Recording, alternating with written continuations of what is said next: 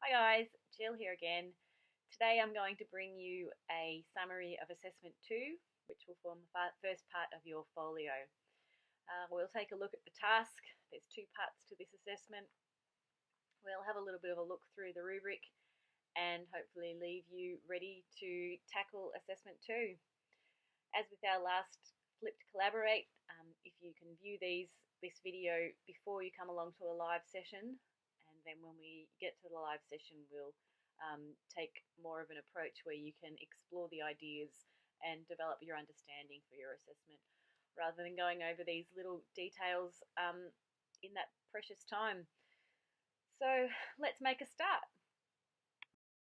As we go through these slides, just remember that this is a general overview of the assessment task, and all this information should be taken alongside the information in the assessment overview, which you can find in the assessments tab in Blackboard. The key details for this task are that you have 1,500 words to write, and you have your usual 10% leeway in that word count. So you can have as few as 1,350 or as many as 1,650. We definitely encourage you to make full use of those words and head up to the upper limit as close as you can. This assessment is worth 30% of your overall grade, and it's due on Monday morning in week 9. The key details for this assessment are that it's based on the Chapter 9 information in the Seeley Flint e-text that you've been reading. There's a strong relationship to the week 4 task, so we really encourage you to go back into that task during week 5 and 6 and review the details and keep adding extra information that you find along the way, asking questions to clarify your understanding. And it's going to be exploring your understanding of assessment and reporting. You're going to demonstrate your knowledge and skills across a range of activities, and one of them is whether you understand where the assessment, how you can assess students in English. This assessment contributes to 2 of the learning objectives for this unit, and that's learning objectives 4 and 5, and you can see that they're looking at assessment and reporting, your record keeping, and whether you can take a critical view of those strategies which are out there and demonstrate your understanding of when to use each strategy and what's the best information to gather out of those. There are 2 tasks for your assessment, and task 1 revolves around this table, which is looking at naming and analysing some strategies for assessing reading and writing. You'll be able to get your template from your ELA, and it has this table inside it. You'll notice that it has the same headings from the week 4 task, and that there is also this section where it asks you for a critical evaluation. There is space for 3 writing strategies and 3 reading strategies. And for this task, we're asking you to choose the strategies from Chapter 9 of the e-text and to fill them in here. Now this means that you'll be able to achieve a pass standard for this particular task, just basing your information on the e-text. Of course, if you're aiming for a grade higher than a pass, you'll be able to research widely and add your information into this table based on the research. So making a start on the task, you'll see that there it has sections to name the strategy, and I've put an example in here that you might choose portfolios as a way to assess writing. As you start to fill in the table, you'll be thinking about what ways do portfolios assess writing, and you'll be able to explain what is being assessed in a portfolio here. you'll give a short description of how the data is collected and how the data is being used by the teacher when they're assessing writing through a portfolio. This section is where you make a critical evaluation. What are the limitations of using portfolios for assessing writing, and what are the benefits? You can base this on your own ideas and what's in the e-text, or to show that you've researched your information, you might be adding some citations to some authors who've explored the benefits and limitations of that writing strategy. Now you can see that this task has a total suggested word count of 900 words. And the template that you get off your ELA has 85 words in it. We're saying you can deduct those 85 words from the word count. That means that you'll have your 900 words plus 10% makes 990 words, and excluding these 85, you'll have 1,075 words for this section. Even with that in mind, you'll still need to use very concise language, because that's just over 150 for each strategy, 150 words to explore these 4 boxes. So do choose your words carefully and try to get the most bang for your buck that you can.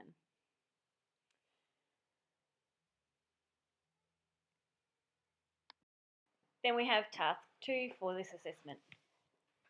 For this task, you've been asked to imagine that you've been asked to discuss assessment with the school's senior staff. They are interested in implementing different approaches to assessment and have asked for your input. So for this task, you're going to argue for one strategy for writing and one strategy for assessing reading. And you're going to outline why these could be implemented across the school. Remember, this is in a primary school context, so choose strategies that can be applied from foundation to year 6. You're going to be asked to argue how and why these strategies can inform reporting. So there is a lot to consider for this part of the task as well. It's going to be a sustained piece, so please write it as paragraphs that you would discuss with the staff. 600 words in total, so you're looking at perhaps 2 to 3 paragraphs here. And imagine it's the speech that you're going to give to the senior staff, what you're going to say to them when you go in to convince them of these strategies that you've chosen. Now it's an argument, so focus on the benefits. You can gloss over the limitations of these strategies for this task. And you're going to be basing it on your evaluation. So you will perhaps drop some names in there. You'll be citing your research so that it's not just your ideas, but you're trying to convince these staff based on the best quality research that you can find. You'll see that this task includes the instruction that you need to evaluate how and why these strategies can inform reporting. To achieve a pass based on the rubric, you need to identify strategies for reporting student achievement. And so this is the part in task 2 where you identify the strategies. Obviously you've named them up here, and talk about how the assessment can link to reporting of student achievement in English. And of course that reporting is to the interested parties, your students, their families, other staff at the school, and other interested parties who might need reporting of student achievement. So now that you have an idea of the tasks for this assessment, let's have a look at how you will be assessed on those tasks. There's 3 criteria that the rubric is built around and the assessment is built around. And these are about whether you have a clear understanding of the practice of assessment in English, whether you can evaluate those assessment practices critically, and ways that you have displayed your understanding of academic writing and APA referencing within and throughout your assessment. Criterion 1 is about the practice of assessment. We want to be able to know if you know your stuff, whether you can accurately describe the principles and strategies of assessment, and understand that assessment can be done in a variety of ways and can explore some of those ways with us. We need to know that you can accurately describe the strategies, and you'll be doing that in task 1. We need to have some understanding that you're aware of the principles of assessment, and whether you've explored what principles of assessment are.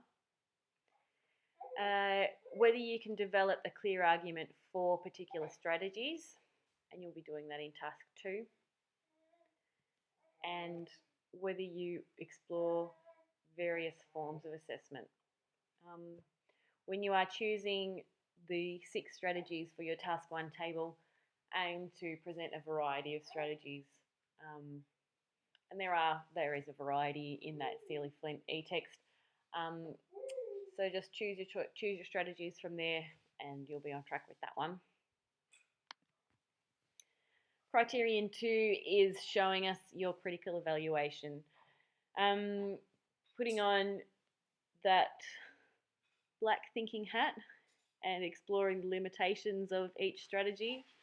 And is it the yellow one, I think, that looks at the benefits? Obviously, there's a whole column for this on the task 1 table, so you'll be able to explore the benefits and limitations, and you'll be able to make that clear argument in task 2 for the benefits. So that one's fairly self-explanatory, and so is this one. Have you got strong academic writing? Have you proofread carefully?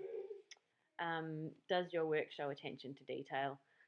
So you'll be aware of these parts of the assessment, and please do value good academic writing in these assessments, because being a holistic rubric, you'll need to show that you've got a good handle on your written English. So when you get up to setting out your assessment, if you could keep these thoughts in mind, they would be really helpful for us and hopefully for you as well. When you set it out, go and grab the template file from your ELA. We'll be posting those to our discussion boards, and I'll probably put in an announcement as well. And that just means that it's got the table set up in there for you. Choose a clear font, size 11 or 12, that's easy to read. For line spacing, task 1 doesn't need to be double spaced, otherwise that table might become enormous.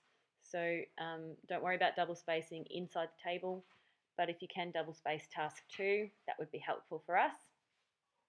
Where possible, please leave some space for us to add a comment. Try not to drag those tables right out to the edges. We won't have anywhere to put comments in, turn it in. And consider adding a section break and presenting task 2 in a portrait format. That's just something that might help you out. And if you're not sure about what a section break is, jump into the discussion boards. We'll help you out with that one. So yeah, landscape for page 1 and portrait for task 2 in your reference list would be helpful. And of course, these don't impact on your mark. They're just something to make life a little bit easier for us and to help you to present your work in a professional way. So let's have a look at the rubric. And for this assessment, I've lined up the pass criteria next to the high distinction criteria. I really encourage you to go back into the rubric and, just like I have here, have a look at what the keywords are. This is what we'll be basing our our decisions on when we're grading your tasks. So having an understanding of where you can achieve a higher standard, that really helps out. So grab your highlighter, highlight the keywords, and as you redraft your assessments, see if you've got these things in your assessment to help you achieve the high distinction standard. Of course, being that holistic rubric, we're looking for an achievement of all the descriptors inside the pass standard before you can achieve a credit.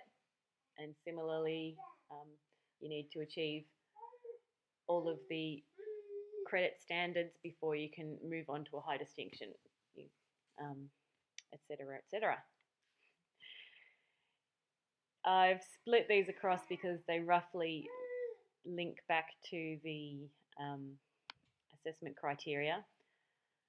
So there's one section for each assessment criteria, roughly. The PASS standard asks for a rudimentary knowledge of assessment strategies and principles.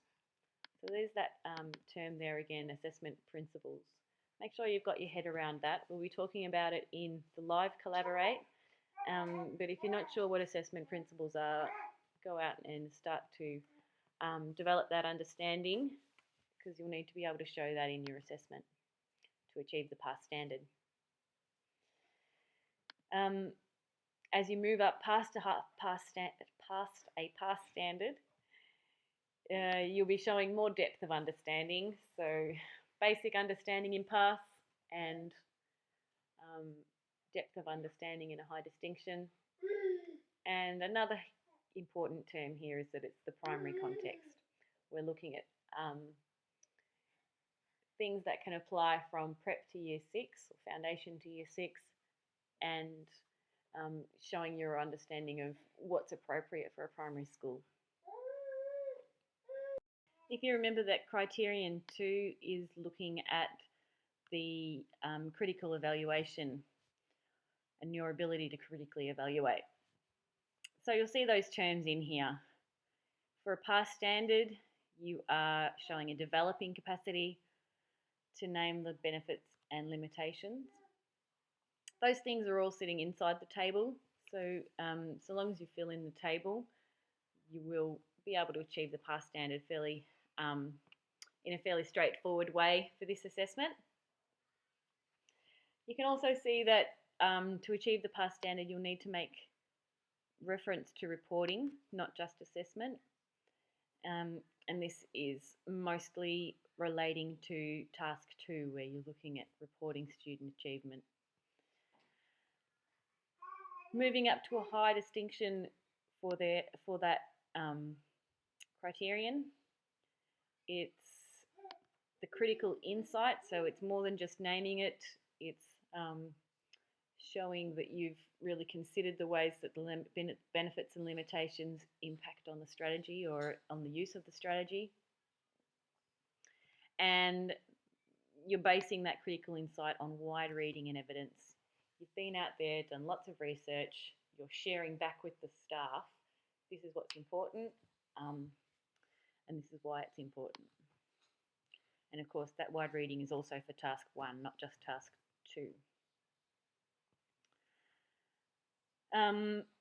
Do remember to be basing it on scholarly and professional literature, heading to Google Scholar or the Swinburne Library for your searches, and of course avoiding the general Google search, just because it's based on less reliable sources of information, I guess is a nice way to put it.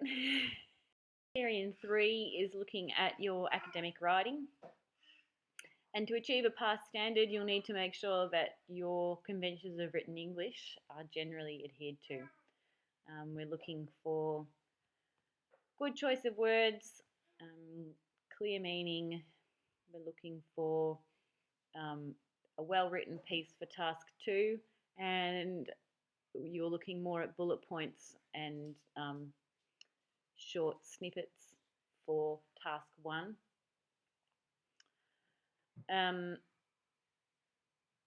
For a pass standard, we accept minor errors in APA referencing, and heading up to a high distinction, we want to see that those errors aren't in there. And I've dropped the credit descriptor in here too, because this information becomes assumed once you head up to the high distinction standard, but that your writing is concise and without the need for superfluous words and sentences. So just making sure you haven't got a lot of words to play with, that you choose those words carefully, and that your meaning is what is at the forefront. Of course, we have lots of support available for you, and the first stop is with your ELA. Keep in contact with them via the discussion board, and I can't emphasize enough how important the week 4 task is for this. We're all encouraging you to head back into that week 4 task, even during week 5 and 6. Review the information, post questions to your peers, ask about why have you chosen this idea, what do you think about that. Develop some discussions around the positives, the limitations and benefits, and really make use of that forum as a sounding board for your assessment. We'll also be discussing how any ideas that you're unsure of in the Collaborate sessions, the live Collaborate sessions. We'll be getting a chance to talk about what assessment strategies would be good to include, what might be those other ideas that you might be stuck on. Don't forget about smart thinking and your tutor. Smart thinking will do a fairly quick turnaround on your draft. So especially, I suppose, task 2, ask them about whether you've developed the writing piece well, and whether you've developed a clear argument in task 2. Your tutor is great for helping out with referencing. They might be able to help you clear up any ideas you're a bit unsure about. You can go to them and say, the rubric says I need this. Do you think I've got it in there? And they're also great because you can talk to them straight away and get your answer without having to wait. If you need an extension more than 48 hours, head through to the link in Student Portal. And if you need less than 48 hours, just send an email to your ELA. Try not to leave these till the last minute, and good luck. That's it. Put your assessment in via Turnitin, and we'll look forward to seeing you at the live Collaborate sessions next week. Thanks for taking the time to listen to this video, and looking forward to seeing what your ideas are about assessment. Thanks, guys.